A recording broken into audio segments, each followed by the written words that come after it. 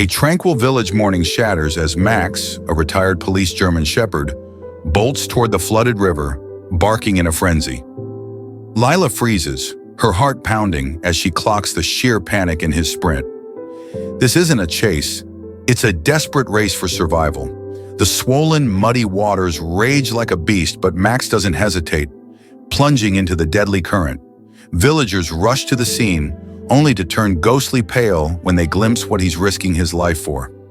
A chilling secret lurks beneath the surface. Before continuing the story, tell me which city you're watching from. I want to know how far this video has come. Don't forget to like and subscribe to the channel so I can send you exciting stories like this every day. Thank you. The village awoke to the sounds of birds chirping, the scent of fresh bread from the bakery, and the distant chatter of farmers heading to the fields. It was an ordinary morning, with people going about their daily routines, but everything changed in an instant. Lila was near the village well, carrying a basket of vegetables, when she heard the barking. At first, it was just background noise, blending with the morning bustle, but something about it felt different, urgent, desperate. She turned toward the sound and froze. A canine German shepherd was sprinting toward the river, its powerful legs kicking up dust as it bolted past homes and market stalls. Lila recognized the dog immediately, Max, the retired police canine. Even though Max no longer wore his badge, everyone in the village knew him. He had once belonged to an officer who had since moved away, leaving him behind. But the loyalty of a canine never fades, and Max still carried the instincts of a protector. Something was wrong. Max wasn't just running, he was charging with intent. His ears were pinned back, his tail stiff, and his powerful frame moved with determination. Whatever he had sensed, it was urgent. Lila's heart pounded as she followed his gaze toward the river. Then she saw it. The river had swelled from recent storms, the usually calm waters now dark and violent. The current was strong enough to drag away anything in its path. Max reached the bank and let out a series of sharp, frantic barks. His body was tense, his paws shifting as if calculating his next move. Lila's breath caught. He was going to jump. She dropped her basket and ran. "Max, stop!" she yelled, but it was too late. The canine lunged forward, leaping into the raging waters. A collective chant arose from the villagers who had started gathering. Lila skidded to a stop at the riverbank, her chest heaving as she searched for Max in the churning water. "He won't survive in that current," someone cried. Lila's hands clenched into fists. Max wasn't reckless, he was a trained canine. If he had jumped, it was because something or someone was in that water. Then she saw it, a shadow beneath the surface, a shape struggling against the merciless current. Lila's stomach dropped. There was something or someone in the river, and Max was fighting to save it. "Get ropes, something to pull them out," she shouted to the crowd forming behind her. Several men ran back to their homes while others stood frozen in shock. Max swam hard against the current, his muscles rippling as he fought the relentless pull of the water. He was heading straight for the shape. Lila's nails dug into her palms. "Come on, Max," she whispered. The dog reached the figure and clamped his jaws around it. But when the villagers saw what he had grabbed, they went pale. The air around the riverbank grew eerily still, the only sound being the raging water and the desperate splashes of Max as he fought against the powerful current. Lila stood frozen, her breath caught in her throat as the villagers gathered closer, their eyes locked on the scene unfolding before them. Max had reached the object in the water, his strong jaws clamped down, his teeth securing a firm grip as he began pulling it toward the shore. A collective gasp spread through the crowd. One of the older men, Silas, took a shaky step forward, his face turning pale. It can't be. The waves pushed Max and his burden closer, and now Lila could see it clearly. It was a bundle wrapped in fabric. Max growled low in his throat as he fought to keep it above water, using all his strength to push forward. The villagers rushed into action. 3 men waded into the water, the current tugging at them as they reached for the struggling dog. "Hold on, boy," one of them called out. Max paddled fiercely, his muscles trembling with exhaustion, but he reached to let go of the bundle. He had locked his powerful jaws around it and would not release it until he was sure it was safe. The moment the men grabbed the bundle and pulled it from the water, Max finally released his grip, panting hard. His mission was complete. Lila fell to her knees, her hands pressed against her chest as she gasped for breath. "What? What is it?" The villagers, too stunned to speak, hesitated as they carefully unraveled the wet fabric. The moment the last layer peeled back, a horrifying silence fell upon them. Inside the soaked fabric was a newborn baby. Lila gasped. The tiny infant was unmoving, its skin pale, its lips slightly blue from the cold water. The shock was so profound that for a moment no one moved. Then the baby coughed, a weak, raspy sound followed by a shuddering cough. Lila reacted instantly. "Get blankets, we need to warm the baby now." The villagers snapped into action. A woman rushed forward with a thick shawl, wrapping it around the fragile infant, while another man, Wyatt, gently lifted the child into his arms. Max, still catching his breath, let out a soft whimper. His eyes locked onto the baby. His soaked fur clung to his body, his chest rising and falling rapidly. Even in his exhaustion, he would not look away. "He saved this child," Silas murmured, shaking his head in disbelief. "If not for him, we would have never known." Lila turned to Max, kneeling beside him. She cupped his face, brushing the wet fur from his eyes. "You're incredible," she whispered, tears welling in her eyes. "You're a hero." Max let out a tired sigh, resting his head against her palm. The realization was sinking in for everyone. Someone had left this baby in the river. Someone had intended for it to never be found. The crowd exchanged looks, murmurs spreading like wildfire. Who could have done this, and why? The baby let out a weak cry, pulling Lila's focus back to the child. It was alive, but barely. They had to act fast. "We need to get to the doctor," Lila said firmly. Wyatt nodded, already moving toward the village. Lila and a few others followed, while some villagers stayed behind, talking in hushed voices. As they hurried toward the doctor's home, Lila kept looking back at Max. Despite everything, despite the danger, he had known. Somehow he had sensed that there was a life in need of saving, and he had risked everything to make sure the baby lived.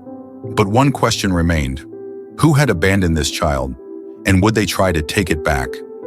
Lila hurried down the dirt path toward the village doctor's house, her breath ragged as she clutched the damp, shivering baby to her chest. The infant's cries were weak, its tiny body trembling from the cold. Every second counted. Max limped beside her, his wet fur clinging to his body, his deep brown eyes filled with exhaustion, yet unwavering determination. Despite nearly drowning, he kept pace, his instincts refusing to let him stray from the child he had risked everything to save.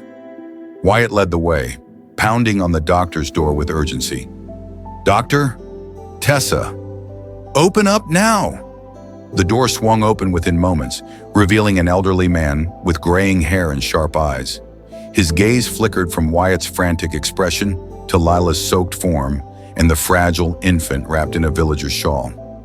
"What happened?" Dr. Tessa demanded, stepping aside to let them in.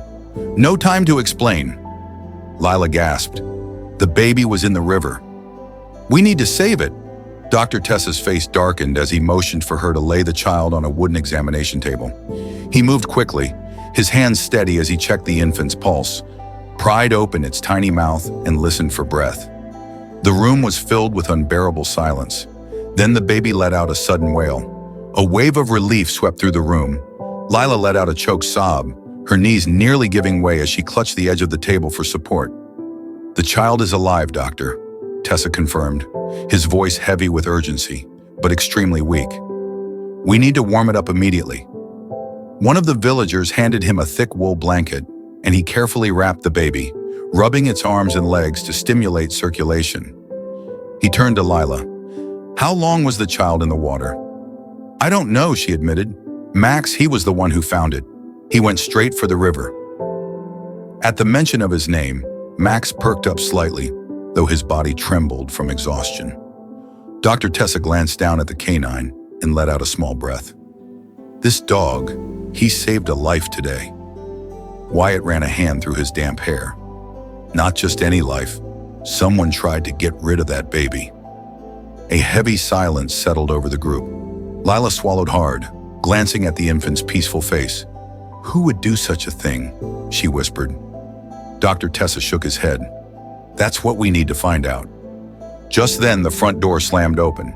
Everyone turned as a young woman burst into the room, her face streaked with tears, her clothes muddy and torn. Her eyes landed on the baby and a cry ripped from her throat. "No!" she gasped, her hands shaking.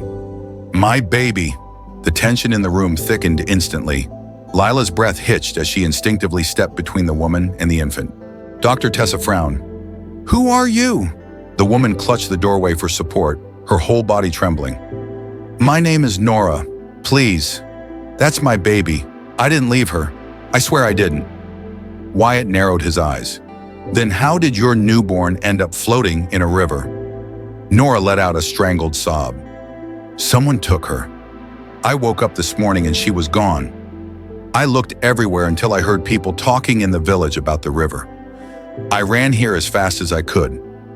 Lila exchanged a glance with Dr. Tessa. Could she be telling the truth? Dr. Tessa studied Nora carefully. "You're saying someone stole your baby and left her to drown?" Nora nodded desperately, her breath coming in shallow gasps. "Yes, please. You have to believe me," the villagers murmured among themselves. Some looked skeptical, others sympathetic. Lila's gaze flickered to Max. The canine watched Nora with sharp, calculating eyes. He wasn't growling. That meant he didn't sense danger. Max had been trained to detect lies, threats, and hidden intentions. If Nora was truly responsible for harming her baby, the dog would have reacted by now. Lila took a deep breath and stepped forward. "Nora, if what you're saying is true, then who would do this to you?" Nora's face crumpled as fresh tears fell. I don't know, my husband. He doesn't want the baby. He told me we couldn't afford to take care of her, but I never thought he would." She broke off, her voice cracking. Dr. Tessa frowned. "Where is your husband now?" "I don't know," Nora whispered. "He left early this morning. When I woke up, the baby was gone." Lila clenched her fists. "If he's the one who did this, then we have to find him." Wyatt nodded, determination flashing in his eyes. "I'll gather some of the men and search for him." Dr. Tessa turned to Nora. "The baby is still in danger. She needs time to recover. You, on the other hand, need to rest. You're in no condition to go anywhere." Nora hesitated, torn between relief and fear. Finally, she nodded, her body sagging as if the weight of the past few hours had finally hit her. Lila glanced down at Max, scratching behind his ears. "You saved her, boy, but I don't think this is over yet." Max let out a low whine as if he understood, because deep down, Lila knew whoever had done this wasn't finished, and the real danger was still out there. The tension in the doctor's office was thick, the weight of Nora's words hanging over everyone like a storm cloud. Lila felt her pulse quicken as she glanced at the baby, now wrapped securely in warm blankets, sleeping soundly. If Nora was telling the truth, then there was only one real suspect, her husband. Wyatt tightened his jaw. "We need to find him. If he really did this, we can't let him get away with it." Dr. Tessa nodded. "I'll keep the baby here. She needs close monitoring, and I won't risk moving her until she's stronger." Lila placed a reassuring hand on Nora's trembling shoulder. "Stay here. Rest. We'll handle this." Nora looked at her with glassy eyes. "Please, just bring him back. I need to know why he did this." Lila exchanged a glance with Wyatt. They both knew there was a chance the man wouldn't come back willingly. Outside, a small group of villagers had gathered, whispering amongst themselves. News spread fast in their town, and already people were forming their own theories. Wyatt addressed the crowd. "We're looking for Nora's husband. Has anyone seen him today?" Murmurs rippled through the group before an older woman, Fiona, stepped forward. "I saw him early this morning, before sunrise. He was heading toward the old mill." Lila frowned. "The mill?" Fiona nodded. He looked nervous, kept glancing over his shoulder. That was enough for Wyatt. "Let's go." Lila hesitated, then turned to Max. The dog had been quiet, but his eyes were sharp, ears perked. He could sense the tension. "Come on, boy," she said. "We might need you." Max let out a low bark, falling into step beside her as they set off toward the old mill. The journey wasn't long, but the deeper they walked into the outskirts of the village, the quieter everything became. The mill had been abandoned for years, its wooden frame worn down by time and weather. A perfect place for someone trying to hide. Wyatt signaled for silence as they approached. Max stopped abruptly, his body tensing. Lila's breath caught. He smelled something. Wyatt motioned for her to stay back as he crept toward the entrance. He barely made it 3 steps before a shadow moved inside. Then a crash. "Wait!" Wyatt shouted, rushing forward. The figure inside bolted. Lila caught a brief glimpse. A man, his clothes damp, his face pale. He ran toward the back exit, but Max was faster. The German Shepherd lunged, cutting off the man's path with a deep, commanding bark. The man froze, his chest heaving. Wyatt grabbed his arm before he could think of running again. "Going somewhere?" The man thrashed, but Wyatt held firm. It was Nora's husband. "Let me go," he growled. Wyatt shoved him against the mill's wooden wall. "Did you throw your own child into the river?" The man's eyes darted wildly, his breath ragged. I didn't have a choice." Lila stepped forward, her fists clenched. "No choice. That was your child." He sagged against the wall, his body trembling. "I was told to do it."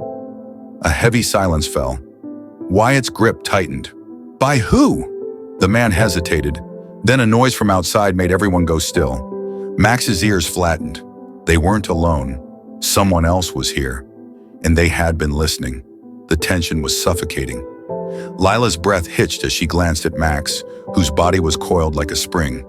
His sharp eyes locked onto something beyond the mill's entrance. He had sensed someone. Wyatt tightened his grip on Nora's husband. "Who told you to do this?" The man swallowed hard, his gaze flickering toward the darkened doorway. His hesitation spoke volumes. He wasn't just afraid of being caught. He was afraid of who was watching. Then footsteps. Slow, deliberate, approaching from just outside. Max let out a low, warning growl. Wyatt pulled the man aside, keeping a firm hold on his collar. Lila's pulse pounded in her ears. Who was out there? A figure emerged from the shadows, stepping into the faint moonlight, seeping through the mill's broken walls. An older man, someone familiar. The villagers gasped as they recognized him. "Silas?" Lila whispered, her stomach dropping. The village elder, the man who had always seemed wise and respected, stood before them, his face set in a grim expression. He didn't look surprised to see them. Wyatt's grip tightened on Nora's husband. You told him to do this?" Silas exhaled, his fingers curling into fists. "I told him to do what was necessary." Lila stepped forward, her hands trembling. "You ordered him to throw an innocent baby into the river?" "How could you?" Silas's face hardened. "You don't understand. That child should not exist."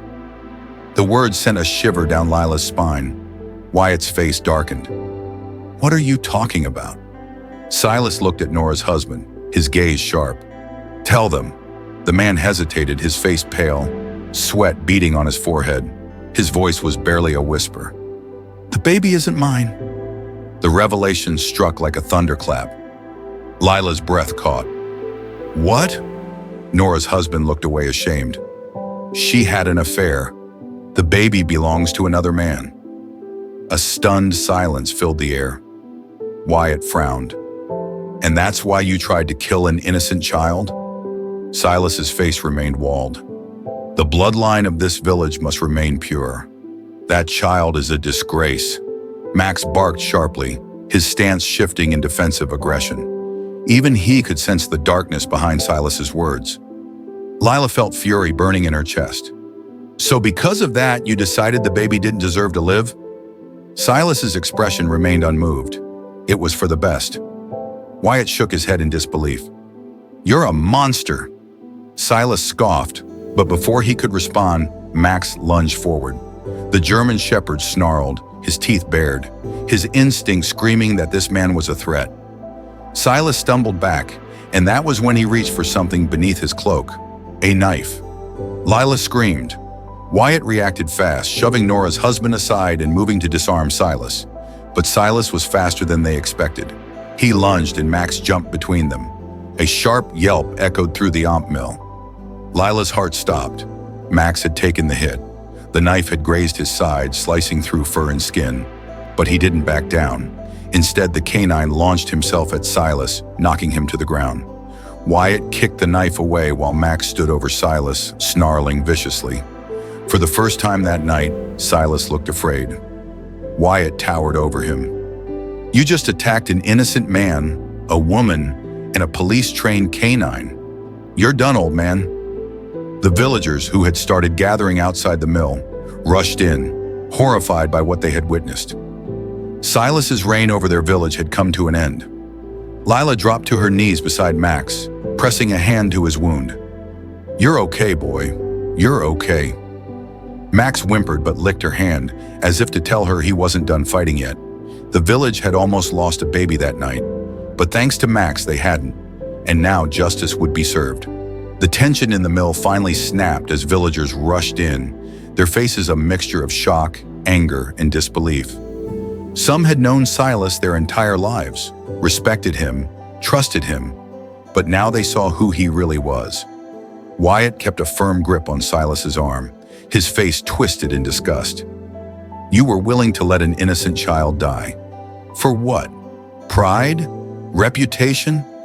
Silas struggled, but Wyatt held him tight. His gaze flickered around the crowd, as if searching for someone to defend him.